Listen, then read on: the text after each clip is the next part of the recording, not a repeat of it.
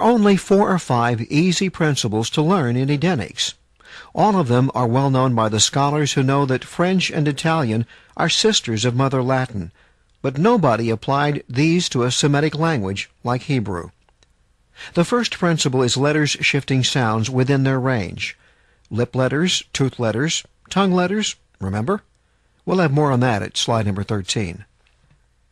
Can you hear the lip letter or bilabial in avail, to mourn? Shift from V to W to allow for words like whale, and that mourning bird we call for an unknown reason an owl. Can you hear the nose letter or nasal in ilan, shade tree? Shift to M to allow for that shade tree we now call an elm. Can you hear the tongue letter or liquid in har, a mountain? Shift to L to allow for the word hill. Yes, we can now use mountain and hill for different sizes of topographical swellings.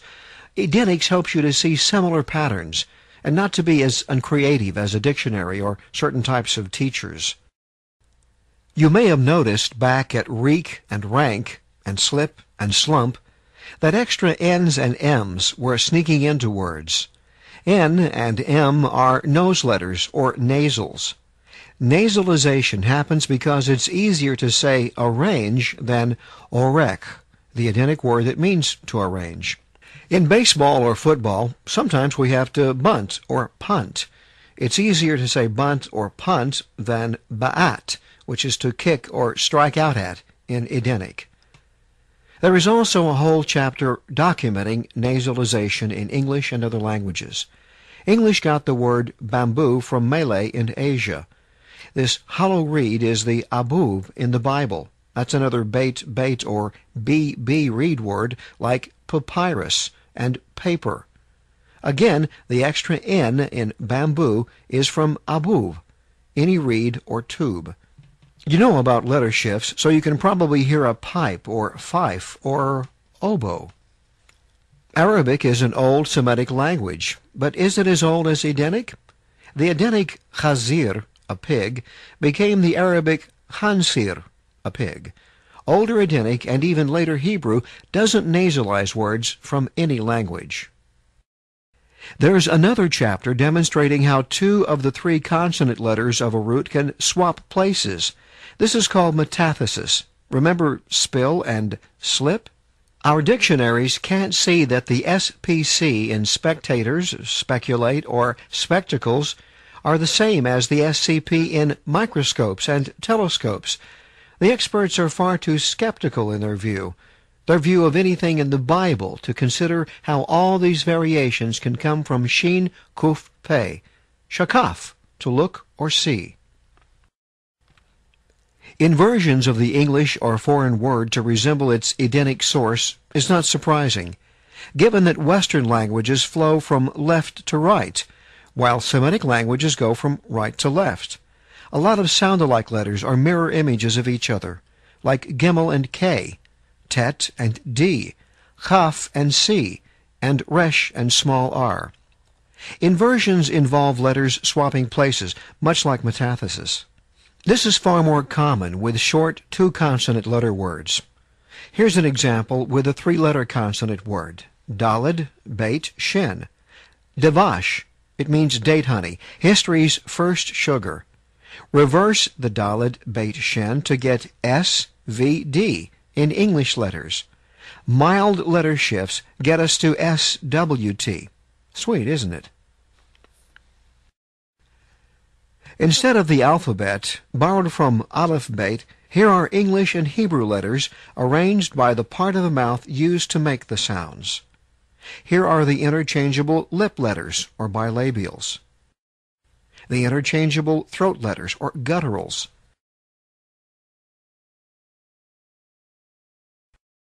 The interchangeable tooth letters, or dentals.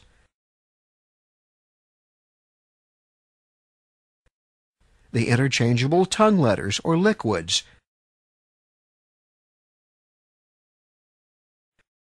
The interchangeable nose letters, or nasals.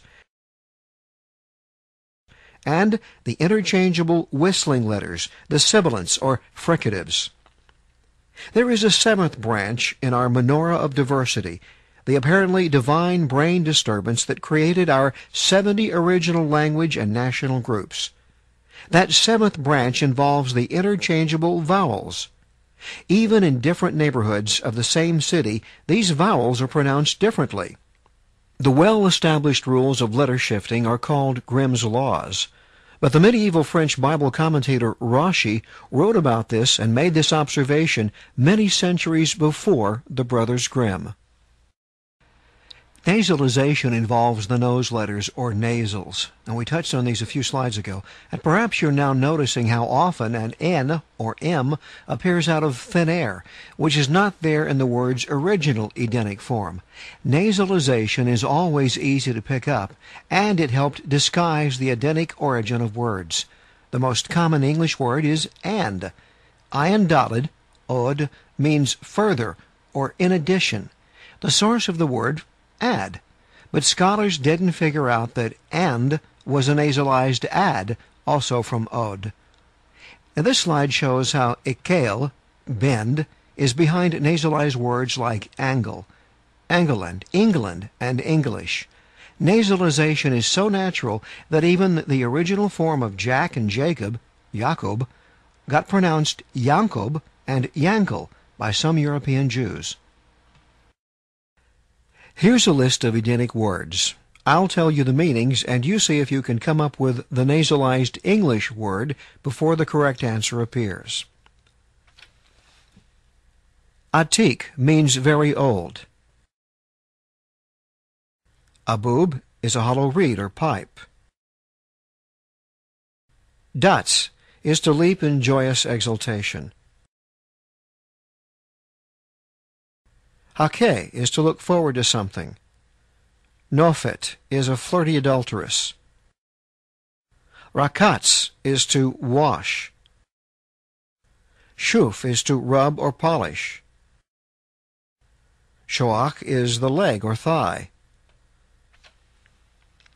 Suach is to bend down, the source of sag. Safak is to slap or clap. Resh ayin is either ra or rag, which is mistranslated as evil. Edenic resh allows for wr in English.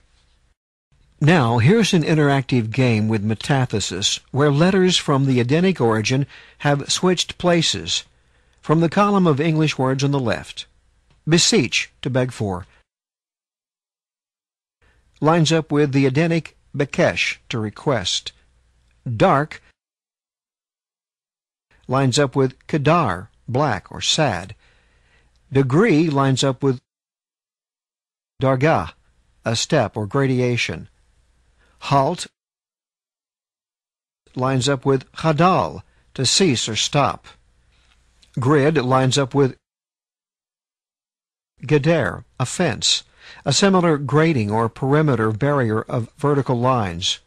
One often has to be creative to see these links a millennia later.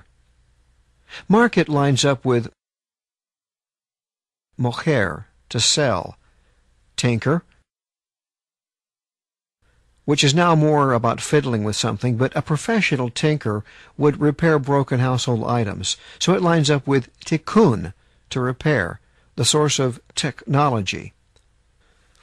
Some quick mind in the audience may have easily gotten all of these right, so give them a desire. Three consonant letter roots are important for grammar, especially to convey the tense. For the essential sound and sense, we observe the inner subroot of only two consonant letters. Because Edenics was intelligently designed, reversing that two-letter subroot reveals profound words of related or opposite meaning, as we shall soon see on the right side of the screen. To the left, we see English words that mean the same, even though the LT is reversed to TL, the CV to VC, the FL to LF, and so on.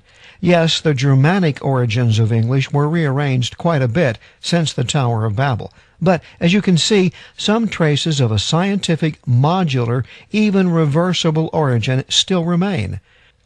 The folio and philo, as in philosophy, love of wisdom, are from Greek, while leaf and love are Germanic. The same Taf Lamed in Tel Aviv means a raised mound, a tell, something